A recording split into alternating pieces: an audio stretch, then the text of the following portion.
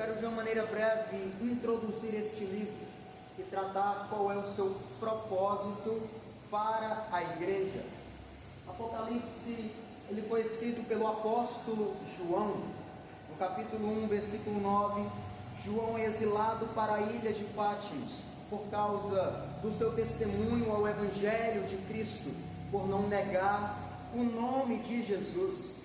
Irineu, um dos pais da igreja, ele afirma que isso aconteceu perto do final do reinado do imperador Domiciano. Este fato aconteceu perto do final do reinado do imperador Domiciano. João foi exilado para a ilha de Patmos por volta do ano 95 depois de Cristo, e entre 1 a 1 ano e meio depois, este João agora é libertado pelo imperador Nerva, sucessor de Domiciano. Era costume de um imperador que assumia o governo libertar alguns prisioneiros que eles acreditavam que foram presos injustamente no governo anterior. Tá certo? Tem problema não? Pode vir? Problema não? Era costume de um novo imperador que assumia o governo libertar prisioneiros que eles acreditavam que foram presos injustamente pelo governo anterior. Devido a isso, João, ele tem autorização para voltar à cidade de Éfeso, onde morava Eusébio de Cesareia. Ele ainda informa que João, ele morreu tranquilamente na cidade de Éfeso, já em idade avançada, com 100 ou mais anos de idade. Não se sabe ao certo se João escreveu o livro de Apocalipse em Patmos ou no seu retorno para Éfeso.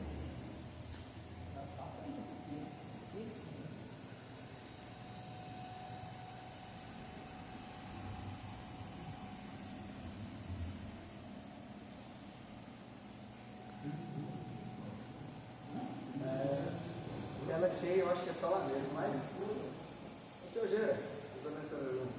Só que eu acho que ela é cheia, é só lá mesmo. Ah, não é aqui. Gente, olha vocês verem. Capítulo 5. Pai, Senhor Raquel, Deus abençoe minha irmã.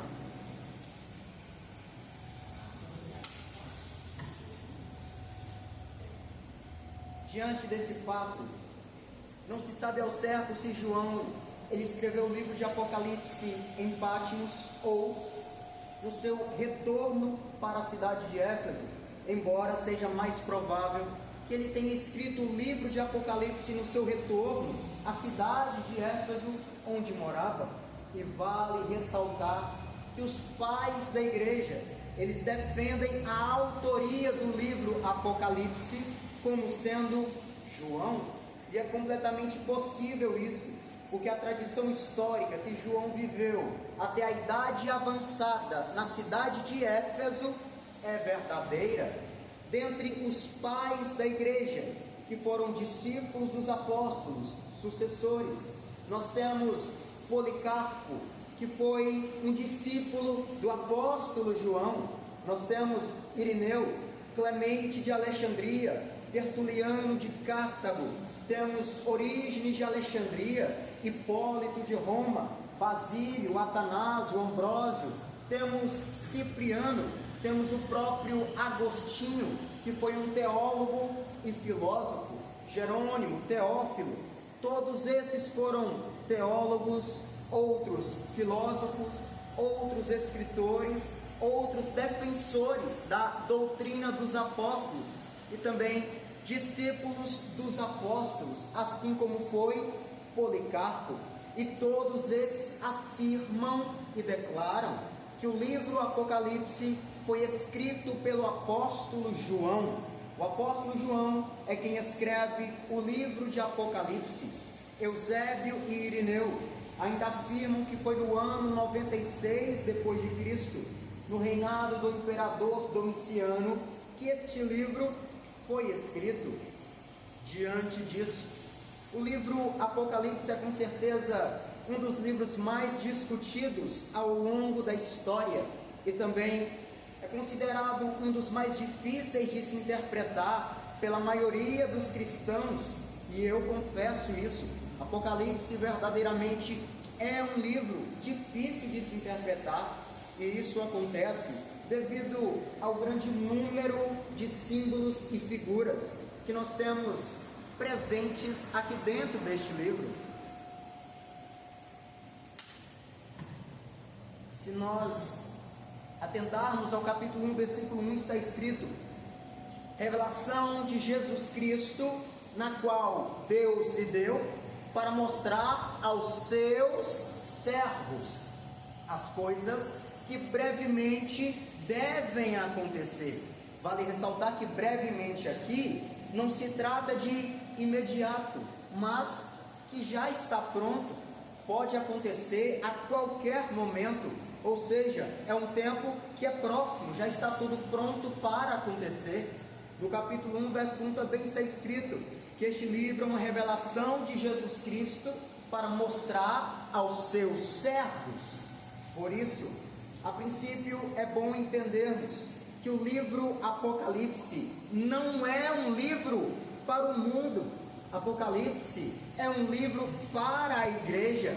Apocalipse nos revela que o último capítulo da história não será de caos, tragédia ou derrota, mas da vitória do Cordeiro de Deus, do leão da tribo de Judá, o Jesus que venceu a morte e o diabo e leva a sua igreja para morar no céu, para a eternidade no céu.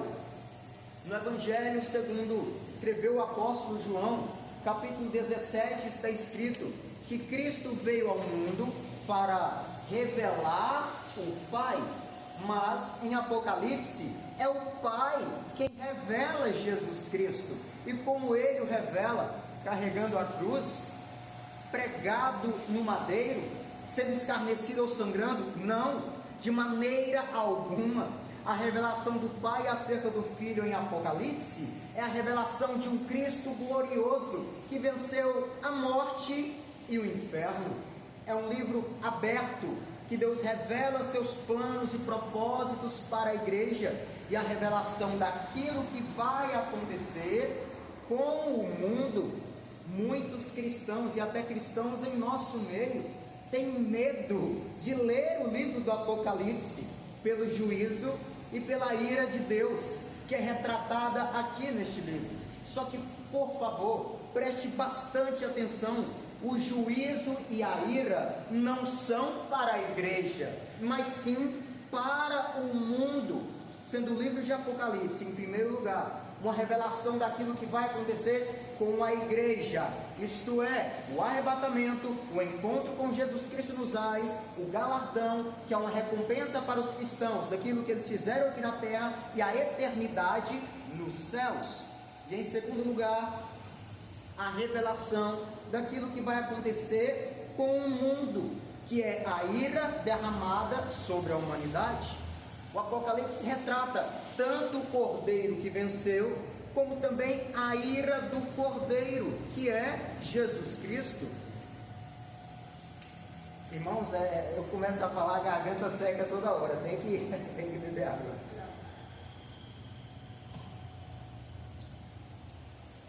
Sendo esse Cordeiro o próprio Jesus, trata tanto do mar de cristal que há no céu, quanto o lago de fogo eterno para aqueles que não forem salvos, tendo neste livro a revelação do juízo de Deus e da sua ira sobre o mundo após o arrebatamento da igreja. No meio teológico, nós temos três áreas diferentes acerca do arrebatamento. Em primeiro lugar, nós temos a visão pré-tribulacionista, que é a visão que defende que a igreja será arrebatada antes da grande tribulação. Nós temos a segunda visão, que é o mid-tribulacionismo, sendo esse que defende que a igreja será arrebatada no meio da grande tribulação. E nós temos ainda um terceiro ponto de vista, que é o pós-tribulacionismo, sendo este que defende que a igreja será arrebatada após a grande tribulação, ou seja, passa por todos os juízos de Deus na tribulação. Pode sim, irmã. E você acha o quê desses três aí, na sua opinião? O que você acha? A igreja é arrebatada antes da grande tribulação. A igreja não passa pelo juízo de Deus. A igreja, minha irmã, ela só é retratada somente até o capítulo 4 do livro de Apocalipse. A partir do capítulo 4, a igreja desaparece. Nós não temos mais relatos da igreja a partir do capítulo 4, porque ela estará no céu. E o que nós temos a partir do capítulo 4 é somente a ira de Deus sobre o mundo. E lá em Apocalipse, no capítulo 19, nós temos um versículo falando que Jesus Cristo vem com a igreja para julgar este mundo. Ou seja, a minha visão é a pré-tribulacionista, que acredita que a igreja é arrebatada antes da grande tribulação. Amém? Nada. Então, continuando.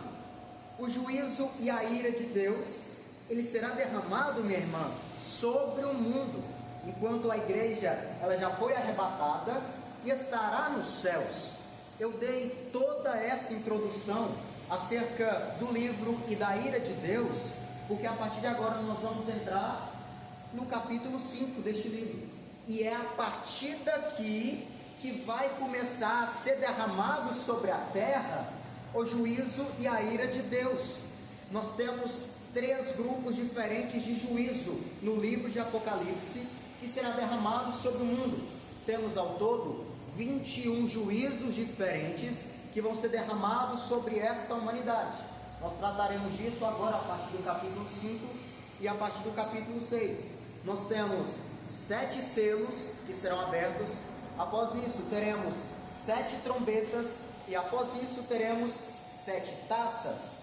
7, 14, 21 tipos de juízos ao todo que nós teremos neste livro. Nós vamos entrar neste momento no primeiro grupo de juízo, que nós vamos falar sobre aqui no capítulo 5. O livro, vamos tratar de um livro, vamos tratar de um cordeiro e de 7 selos que são abertos. Vamos ler aqui o capítulo 5 para nós introduzirmos o nosso estudo. Depois eu quero fazer mais uma pergunta. Pode fazer agora, minha irmã?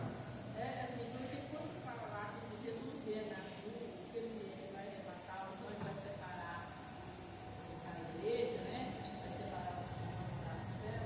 Mas como a palavra fala assim, que não ficará pedra sobre pedra, será esse dia? Porque se não ficar pedra sobre pedra, já vai acabar com a cruz. Vai ficar, ou esse povo vai ficar e depois que esse derramamento de julgamento vai vir sobre ele? Nós temos na carta de Paulo a Tessalonicenses, dizendo, Tessalonicenses, primeiro ou segundo, não me recordo, mas dizendo que o mesmo Senhor Jesus, ele descerá do céu com voz de alarido e trombeta de Deus. É Jesus Cristo quem toca a trombeta do arrebatamento, e não anjos, trombeta de Deus. Ao toque da trombeta, a igreja será arrebatada nos céus. Isso antecede a tribulação. A igreja passará 7 anos no céu, 7 anos na terra é o período da grande tribulação. E após 7 anos, a igreja retorna com Jesus Cristo, para que Jesus Cristo possa lançar a besta e o falso profeta no lago do fogo e fazer o julgamento das nações. Esse é o plano que nós temos na Bíblia.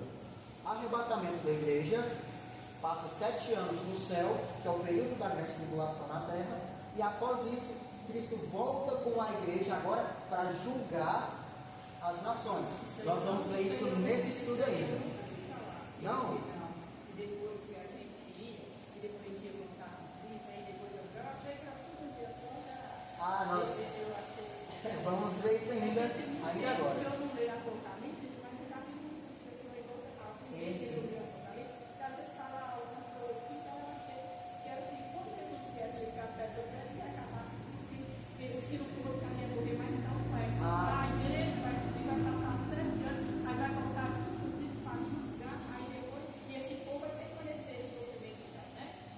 Cristo voltar, ainda não vai ser o julgamento final. Ainda não vai ser o juízo final. Nós ainda vamos ver isso neste estudo ainda. Ou nada? Amém. Vamos ler aqui a partir do versículo 1, capítulo 5. Vi na mão direita daquele que estava sentado no trono um livro escrito por dentro e por fora, de todo, selado com 7 selos. Vi também um anjo forte que proclamava em grande voz: quem é digno de abrir o livro e de desatar os seus 7 selos? Ora, nem no céu, nem sobre a terra, nem debaixo da terra, ninguém podia abrir o livro, nem mesmo sequer olhar para ele. Aqui nós temos uma representação do que era este rolo com os 7 selos. Versículo 4. E eu chorava muito, porque ninguém foi achado digno de abrir o livro, nem mesmo de olhar para ele. Todavia, um dos anciãos me disse: não chores, eis que o leão da tribo de Judá, a raiz de Davi, venceu para abrir o livro e os seus 7 selos. Então vi no meio do trono e dos 4 seres viventes, e entre os anciãos de pé, um cordeiro, como tendo sido morto. Ele tinha 7 chifres, bem como 7 olhos, que são os 7 Espíritos de Deus enviados por toda a terra. Veio, pois, e tomou o livro da mão direita daquele que estava assentado no trono. Vamos tratar primeiro a primeira parte deste capítulo, para que nós possamos entender ele como um todo.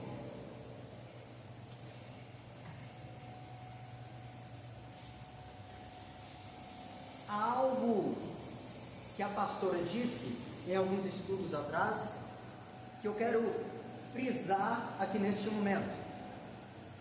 Toda a visão que João tem acerca das coisas que vão acontecer, ele tem desde o princípio de tudo.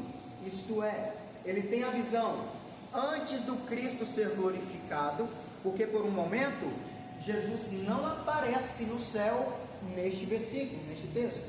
E depois ele tem a visão do Cristo glorificado, que já está no céu. Do capítulo 1 ao capítulo 3, que foi trabalhado ao início deste estudo, algumas quartas-feiras atrás, ainda não é a revelação das coisas que brevemente devem acontecer, mas sim, João ouve uma voz por trás dele, uma voz como trombeta, dizendo: João, escreva o que você vê e ouvir, escreva-lhe um livro e envie às 7 igrejas da Ásia.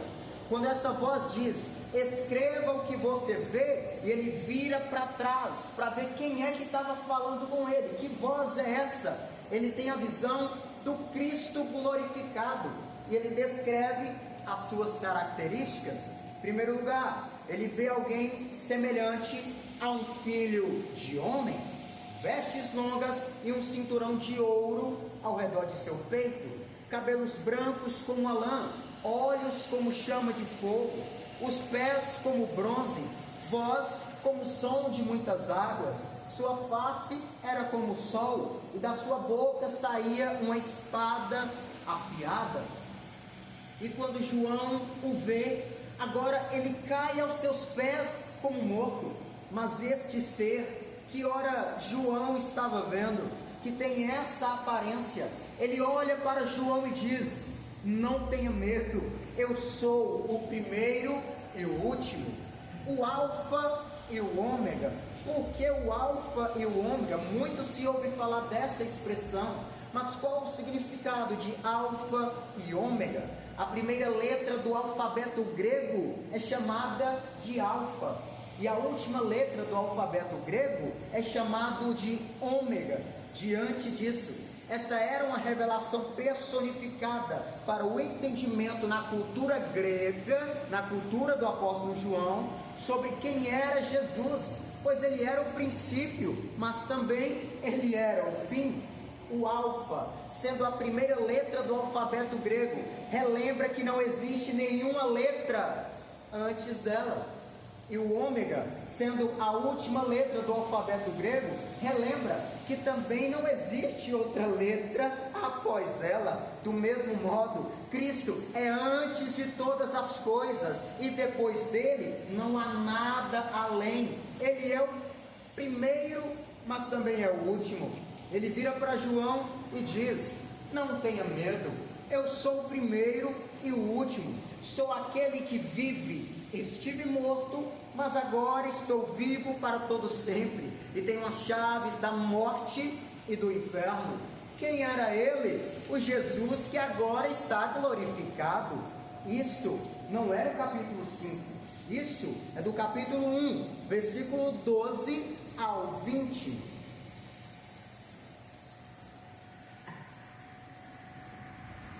E depois, no capítulo 4, antecedendo este texto que nós lemos, João, ele vê diante dele uma porta aberta nos céus, e agora ele ouve a mesma voz que ele tinha ouvido no princípio, como de trombeta, a voz de Jesus, dizendo a ele: sobe para cá, e eu lhe mostrarei o que deve acontecer depois dessas coisas. No capítulo 1, versículo 1 está escrito: revelação de Jesus Cristo, a qual Deus lhe deu. Então, tudo que João vê é Cristo quem o mostra. Mas, a partir do capítulo 4, Jesus não aparece mais no texto. O início do capítulo 5, Jesus não aparece mais nesse texto. João, ele está tendo uma visão antes do Cristo ser glorificado. Porque entramos no capítulo 5, porque no capítulo 5 está escrito que ele vê na mão direita daquele que estava assentado no trono um livro em forma de rolo, escrito de ambos os lados e selado com 7 selos. E ele ouve uma voz de um anjo poderoso dizendo: quem é digno de abrir o livro e desatar os 7 selos? E João, ouvindo isso, ele olha para o céu, mas ele não vê ninguém digno no céu de abrir o livro. Eu imagino João agora olhando para a terra, pois nessa visão ele estava no céu, mas também não tinha ninguém digno de abrir o livro na terra, quem sabe debaixo da terra. Mas João diz: e nem debaixo da terra foi achado alguém digno de abrir o livro e de sequer olhar para ele.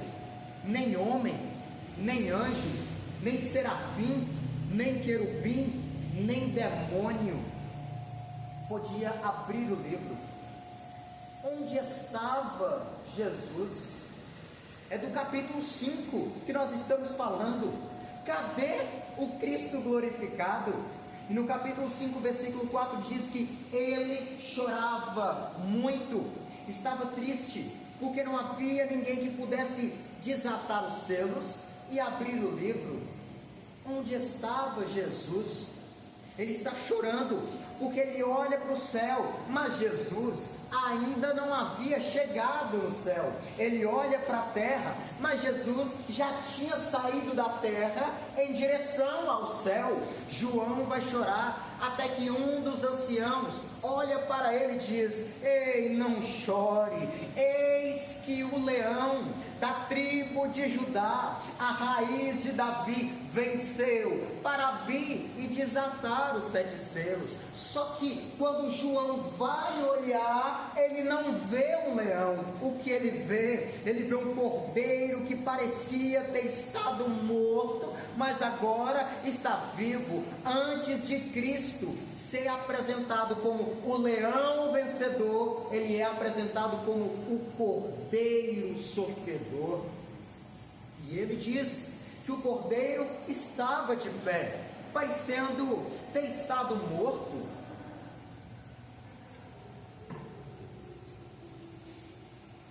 Então, qual foi a marca que João ele vê no cordeiro para ter estado morto? A marca da cruz.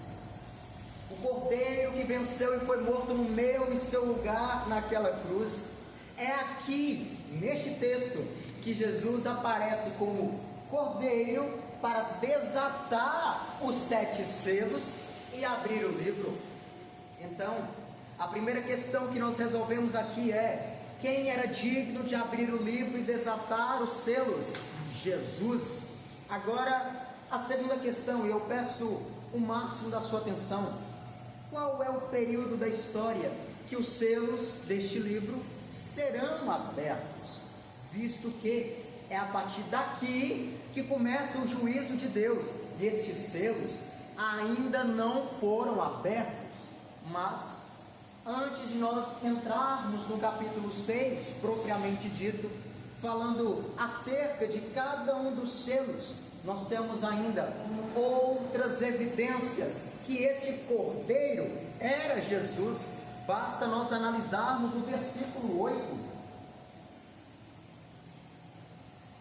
Basta analisarmos o versículo de número 8, onde está escrito: e quando tomou o livro, os 4 seres viventes e os 24 anciãos prostraram-se diante do cordeiro. No verso 9 está escrito: e entoavam um novo cântico, dizendo: digno é de tomar o livro e de abrir-lhe os selos, porque foste morto e com teu sangue compraste para Deus os que procedem de toda tribo, língua, povo e nação. Cristo morreu para comprar com o seu sangue pessoas de todo grupo étnico, tribo, de todo grupo linguístico, língua, idioma, de todo grupo político, povo, e de todo grupo social, nação. Cristo não morreu apenas para possibilitar a compra, ele morreu para comprar-nos com o seu sangue. Vamos ler o versículo 12. Aqui está escrito: proclamando em grande voz: digno é o cordeiro que foi morto de receber o poder, riqueza, sabedoria, força, honra, glória e louvor. Vamos ler o versículo 13 e 14. Então ouvi que toda criatura que há no céu e sobre a terra, debaixo da terra e sobre o mar, e tudo que neles há, estava dizendo: aquele que está sentado no trono e ao cordeiro seja o louvor, a honra e a glória e o domínio pelos séculos dos séculos. Então perceba, ou seja, aquele que estava sentado no trono e ao cordeiro, ou seja, aquele que estava sentado no trono não era Jesus, mas sim o Deus Pai e o Cristo representado pelo Cordeiro sendo adorado. O Cordeiro é adorado por quem ele é: Leão de Judá, Raiz de Davi e Cordeiro que foi morto. E também é adorado por onde ele está. Ele está no meio do trono e é adorado pelo que ele fez com o seu sangue, nos comprou para Deus, para constituir-nos reino e sacerdote, ou seja, o livre acesso ao Pai pela presença por intermédio de Jesus. Vamos ler aqui o verso de número. Isso aqui é uma representação que nós temos acerca da visão de João. Verso 12: proclamando em grande voz: digno ao cordeiro que foi morto de receber o poder e riqueza, sabedoria, força, honra, glória e louvor. Deus estava sentado no trono, Cristo em forma de cordeiro sendo adorado. Vamos prosseguir. Há um outro ponto, antes de nós passarmos para o capítulo 6, muito importante a nós tratarmos, que é a aparência deste cordeiro. Voltemos para o versículo 6. Então, vi no meio do trono e dos 4 seres viventes, e entre os anciãos, de pé. O cordeiro estava de pé no meio do trono e dos 4 seres viventes. Como tendo sido morto, ele tinha 7 chifres, bem como 7 olhos, que são os 7 Espíritos de Deus enviados sobre a terra. Se nós analisarmos o versículo 6, nós ainda temos outra confirmação do Cristo que é digno de abrir o livro, por meio dos seus atributos, que são revelados através da sua aparência. Nós temos um cordeiro com 7 chifres, 7 olhos, que são 7 Espíritos de Deus enviados sobre a terra. Em primeiro lugar, ele é onisciente, sabe tudo e vê tudo, a representação dos 7 olhos do cordeiro. Segundo, ele é onipotente, tem 7 chifres. O número 7 representa perfeito, número 7 representa completo. 7 chifres tem o total poder. E em terceiro, ele é onipresente, os 7 Espíritos de Deus que são enviados por toda a terra. Um teólogo e comentarista da Bíblia, Warren Wiersbe, ele declara que nós temos aqui o perfeito poder, a representação dos 7 chifres, a perfeita sabedoria, 7 olhos, e a perfeita presença, 7 Espíritos em toda a terra. Os teólogos e estudiosos da Bíblia podem chamar esses atributos que nós interpretamos aqui de onipresença, onisciência e onipotência, sendo essas interpretações de atributos do Senhor, atributos, características pessoais de Deus. Quer dizer que ele está em todos os lugares, né? Ele pode estar em todos os lugares. Eu não creio que Deus está presente em todos os lugares. Eu não creio que Deus está presente agora num prostíbulo. Eu não creio que Deus está presente onde está ocorrendo um assassinato. A onipresença de Deus, que é representada pelos 7 Espíritos, pode ser interpretada que ele tem o poder de estar a qualquer lugar que ele quiser. Essa é a correta interpretação. Então, quer dizer assim, né? Como nós moramos no Brasil, ele está aqui. Mas meu filho está lá, meu pai, eu fico contente que ele também está Está lá também. Eu entendo isso aí, né? Isso. E nós temos muita capacidade de Deus está Isso mesmo. Está aqui como também está lá. Mas da forma que você também está explicando aí, Deus está. Não, sim. Ele tem um poder para estar nesses lugares. Ele tem o total poder, sabe tudo e pode estar em qualquer lugar. Aqui, a partir dessa reflexão, dessa dúvida que a senhora trouxe, nós trazemos à luz a interpretação desse texto, entendendo que Cristo é o único, voltando para o capítulo 5, que tem o poder e que pode desatar os 7 selos e abrir o livro. Nós iremos neste momento entrar no capítulo 6, que é a representação de cada um dos 7 selos.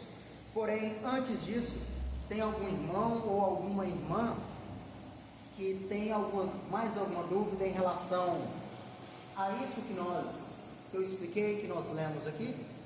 Senão, nós podemos prosseguir? Podemos, Esse?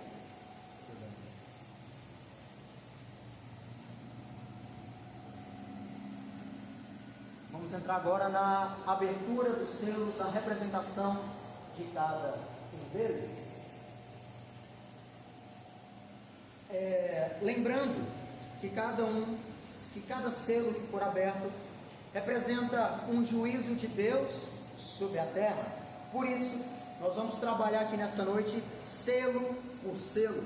Vamos ler o versículo 1 do capítulo 6, onde se trata do primeiro selo. Vi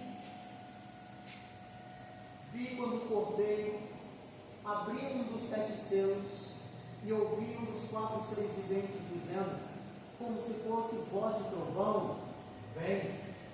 Vi então, e eis um cavalo branco e o seu cavaleiro com um arco, foi-lhe dada uma coroa, e ele saiu vencendo e para vencer. Em primeiro lugar, molha a garganta. Em primeiro lugar, quando nós lemos isso, a figura que nos remete na mente é como um cavaleiro que empunhava um arco, recebe uma coroa, cavalga como vencedor, que saiu a vencer. Seu cavalo era branco, pode ser um símbolo de juízo, sendo ao todo o número de 4 cavaleiros que surgirão ao abrir de cada selo, porque logo no primeiro selo ele não parece ser um símbolo de juízo. Neste texto é importante, para que nós venhamos obter uma correta interpretação, conseguirmos diferenciar o cavaleiro que é citado no capítulo 19 de Apocalipse com o cavaleiro que é citado aqui neste capítulo. O cavaleiro sobre o cavalo branco no capítulo 19 de Apocalipse é o Senhor Jesus. Por favor, abra comigo a sua Bíblia, capítulo 19, vamos ler a partir do versículo 11 para que nós possamos entender melhor essa questão. Capítulo 19, a partir do versículo de número 11, vamos ler qual é o cavaleiro branco que se trata aqui neste versículo. Não, capítulo 19, a partir do versículo 11.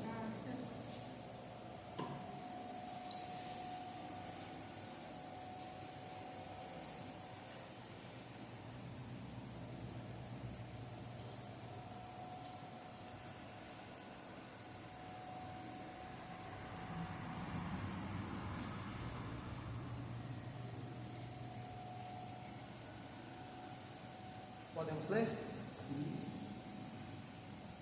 Vi os céus abertos e diante de mim um cavalo branco, cujo cavaleiro se chama Fiel e Verdadeiro. Ele julga e guerreia com justiça, seus olhos são como chamas de fogo, e em sua cabeça há muitas coroas, e um nome que só ele conhece e ninguém mais. Está vestido com um manto tingido de sangue, e o seu nome é Palavra de Deus. Os exércitos dos céus o seguiam, vestidos de linho fino, branco e puro.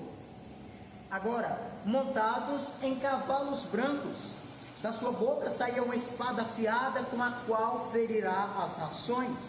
Ele as governará com cetro de ferro. Ele pisa o lagar do vinho, do furor, da ira do Deus Todo-Poderoso. Em seu manto e em sua coxa está escrito este nome: Rei dos Reis e Senhor dos Senhores. Todos esses detalhes que nós lemos nos mostram a tratar-se do Senhor Jesus Cristo. Porém, já no capítulo 6, a Bíblia em nenhum momento indica ser o Senhor Jesus aquele que aparece no cavalo branco. Porém, já no capítulo 6, a Bíblia em nenhum momento, além de afirmar que este cavaleiro do cavalo branco não era Jesus, muito pelo contrário, ela o descreve como um juízo advindo ao mundo no período da grande tribulação. O livro selado que estava na mão daquele que estava assentado no trono se refere à primeira etapa, a primeira série de julgamentos que ocorrerão no período da grande tribulação. Relembrando que nós temos 3 etapas, 3 grupos de juízos, com 7 juízos em cada grupo.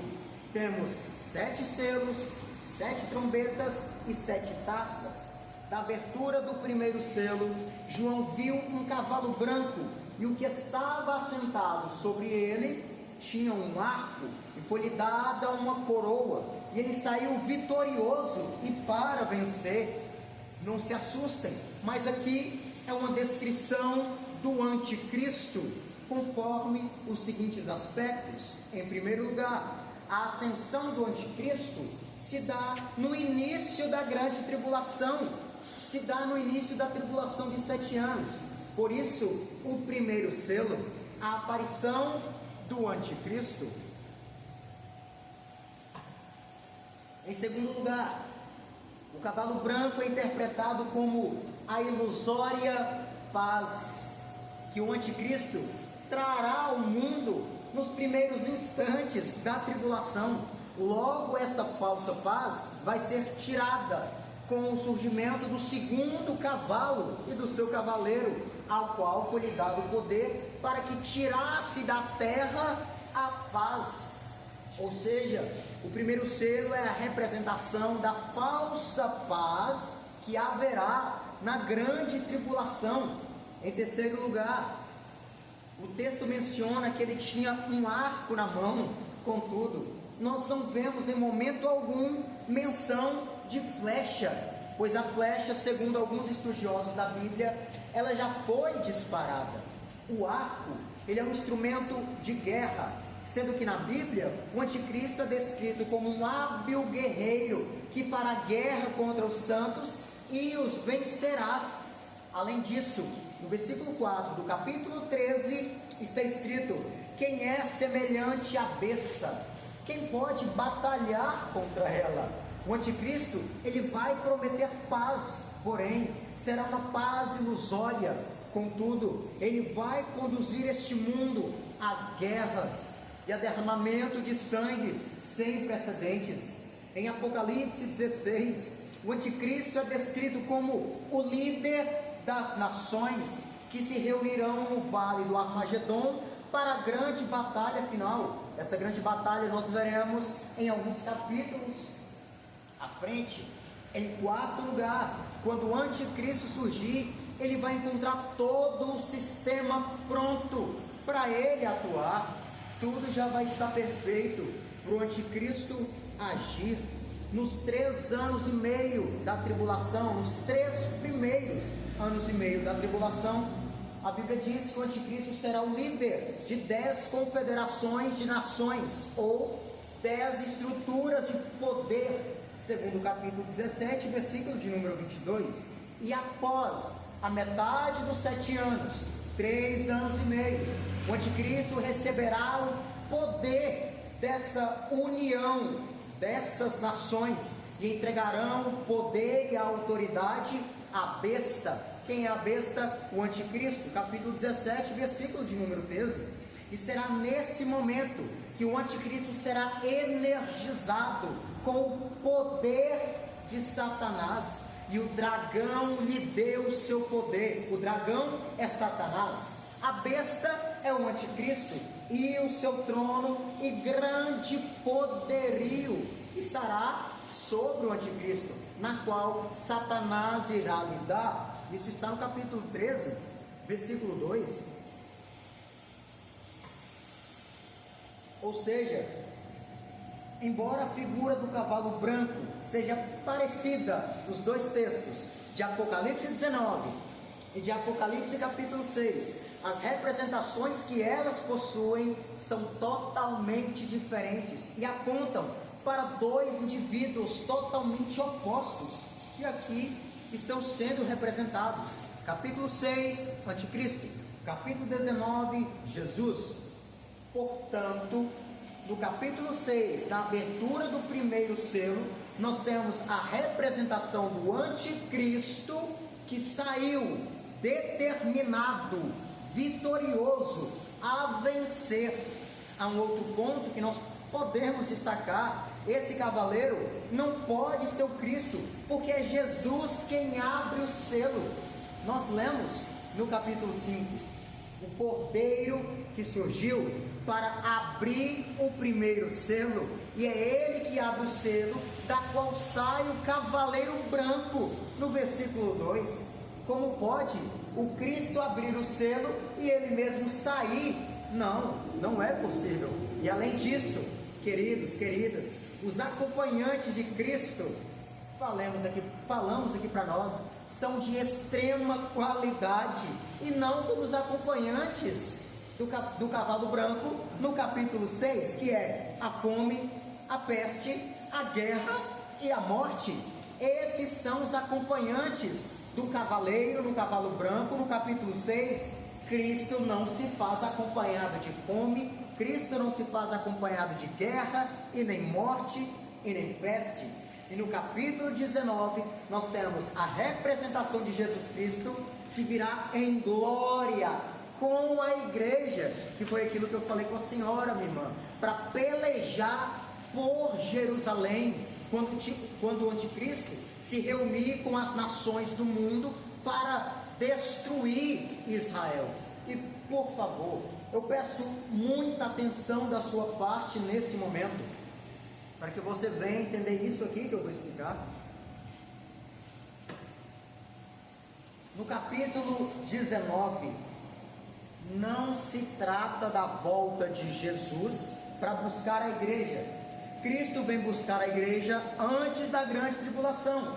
E no capítulo 19, ele volta com a igreja 7 anos depois, que é o período da grande tribulação, para pelejar contra as nações que reuniram sob a influência de Satanás para destruir Jerusalém.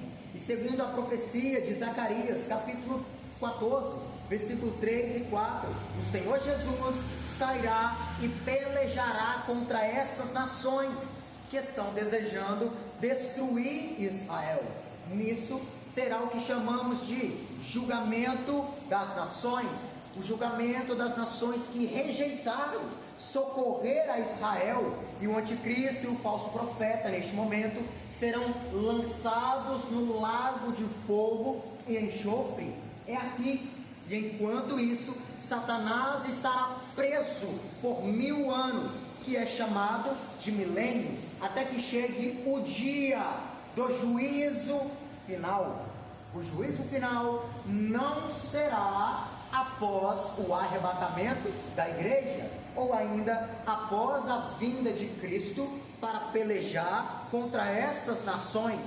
O juízo final será após Cristo vir, lançar o anticristo e o falso profeta no lago de fogo, ter o julgamento das nações que rejeitaram socorrer Israel, quando as outras nações desejavam destruí-la por influência de Satanás.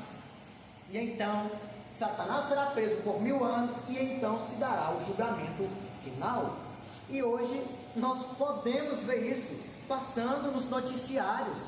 Há nações que desejam destruir Israel. Ao final da grande tribulação, por influência de Satanás, ele reunirá as nações do mundo para destruir de uma vez por todas Israel. Será aqui, no capítulo 19 do Apocalipse, que Jesus vem montado num cavalo branco com a igreja para lutar contra essas nações que desejaram destruir Israel, e então julgar as outras nações que rejeitaram socorrê-la, e então prender Satanás por 1000 anos. Após isso se dará o juízo final, que também é chamado de o julgamento do grande trono branco. É um outro nome que também é usado, que a Bíblia também usa para o juízo final. Diante disso, a Bíblia apresenta Jesus como o nosso advogado, mas para quem rejeitá-lo, a Bíblia o apresenta como o juiz que irá julgar através da sua palavra. Portanto, eu dei todo esse contexto para os irmãos, para que vocês possam entender que o cavaleiro do capítulo 6 de Apocalipse é o anticristo, enquanto o cavaleiro do cavalo branco em Apocalipse 19 é o Senhor Jesus, que agora vem para julgar as nações e lançar o anticristo e o falso profeta no lago de fogo. Pode falar, minha irmã.